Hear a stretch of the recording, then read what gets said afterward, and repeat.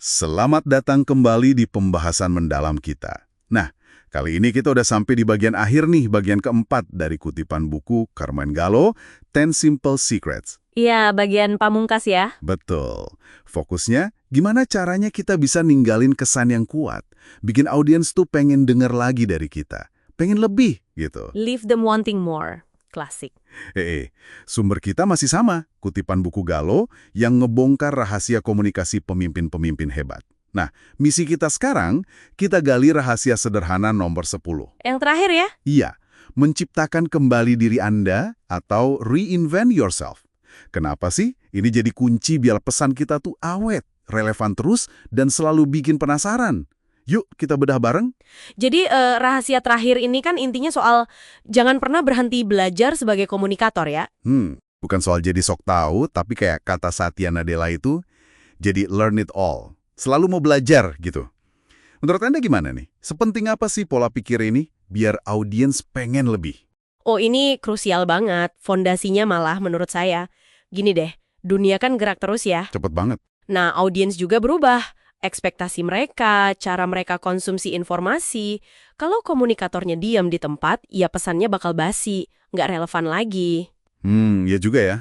Jadi, learn it all itu artinya kita aktif, terus-terusan cari cara baru, asah skill, pahamin tren, sesuaikan gaya bicara, bikin kontennya seger lagi.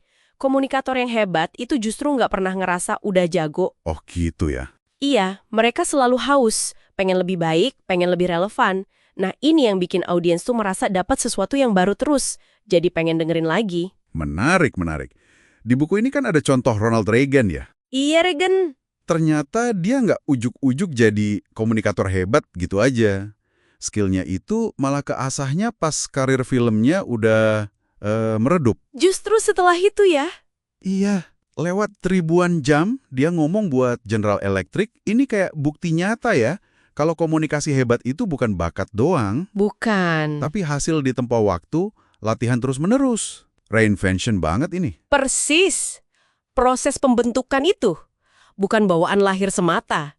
Contoh lain yang kuat banget, Arnold Schwarzenegger. Nah ya, Arnold. Dia kan nggak cuma ngatasin logat Jermannya yang kental gitu ya. Tapi dia secara sadar, sengaja banget, cari setiap kesempatan ngomong di depan umum. Dijadiin ajang latihan intensif sama dia. Wah, niat banget ya. Niat banget. Tujuannya jelas. Siapin diri buat fase berikutnya. Entah itu buat kegiatan amal atau masuk politik. Dia ngadepin public speaking itu kayak atlet mau tanding. Kayak latihan beban gitu ya, tapi buat ngomong. Nah, bisa dibilang gitu. Ini soal determinasi, kemauan keras, dan latihan yang disengaja. Buat terus berkembang. Selain latihan fisik, latihan ngomong maksudnya, ada penekanan kuat juga di mindset ya. Banget. Galinggo nulis, waktu Anda ubah cara Anda lihat diri sendiri sebagai pembicara yang dilihat audiens Anda juga akan berubah. Gimana tuh, kok bisa gitu ya? Perubahan di dalam bisa ngaruh keluar. Wah, itu ngaruhnya fundamental. Gini deh, cara kita mandang diri sendiri itu kan mancar keluar. Oh, kelihatan gitu ya? Kelihatan. Lewat bahasa tubuh kita, nada suara, energi yang kita bawa. Kalau kita sendiri ragu sama pesan kita, atau ngerasa, aduh gue pantasnya sih ngomongin ini, audiens tuh bisa ngerasain loh.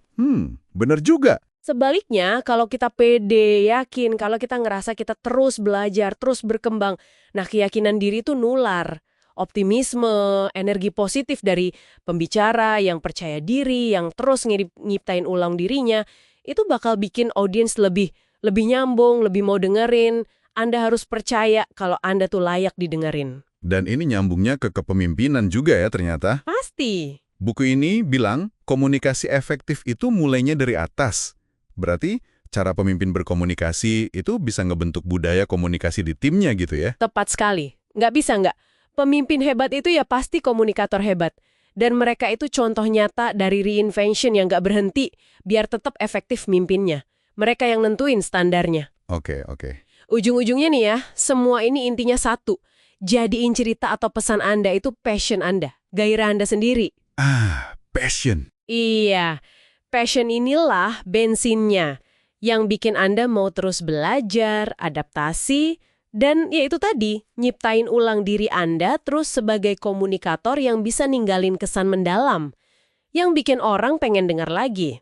Jadi, rahasia ke-10 ini menciptakan kembali diri Anda, intinya ngajak kita ngelihat komunikasi itu bukan kayak piala yang udah didapat terus dipajang ya. Bukan. Tapi lebih kayak perjalanan, proses yang jalan terus.